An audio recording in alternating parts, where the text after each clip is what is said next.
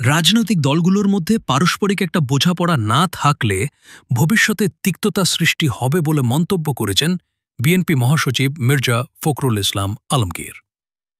বৃহস্পতিবার ৩১ জুলাই ঐতিহাসিক July August গণ অভ্যুত্থানে বর্ষপূর্তি উপলক্ষে আলোচনা সভায় তিনি এসব কথা বলেন, আয়োজন করে জাতীয় প্রেস ক্লাব। তিনি বলেন, দলগুলোর মধ্যে পারস্পরিক একটা বোঝাপড়া থাকতে হবে। এই বোঝাপড়া না থাকলে রাজনীতিতে কাদা ছোড়াছড়ি বাড়বে, গণতন্ত্রের কাদা ছোড়াছড়ি হবে, অনেক অনেক কথা আসবে, কিন্তু এটার একটা সীমা থাকা দরকার।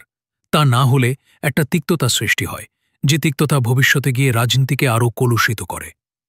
আমি আশা করব আমরা আগামী দিনে একটা সুন্দর বাংলাদেশের দিকে এগিয়ে যেতে পারব।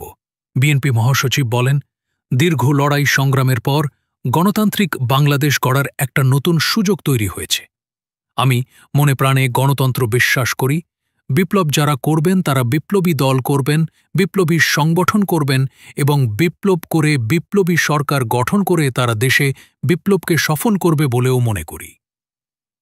তিনি বলেন, আমি বিশ্বাস করি আমরা নির্বাচনের মধ্যে দিয়ে জনগণের সমর্থন নিয়ে সরকারে যাব, জনগণের কাছে ওয়াদাবদ্ধ কাজগুলো করার চেষ্টা করব, তারপর আবার জনগণের কাছে ফিরে যাব যদি তারা আমাকে গ্রহণ করেন।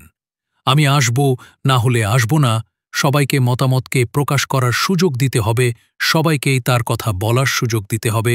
একজন সাধারণ মানুষ যেন তার ন্যায্য বিচার পাওয়ার অধিকার রয়েছে, সমাজে তার মর্যাদা প্রতিষ্ঠার সুযোগ রয়েছে। কিন্তু আজকে শুধু বাংলাদেশে নয়, সারা বিশ্বেই লিবারেল ডেমোক্রেসি একটু একটু করে এখন নিচে নেমে যাচ্ছে।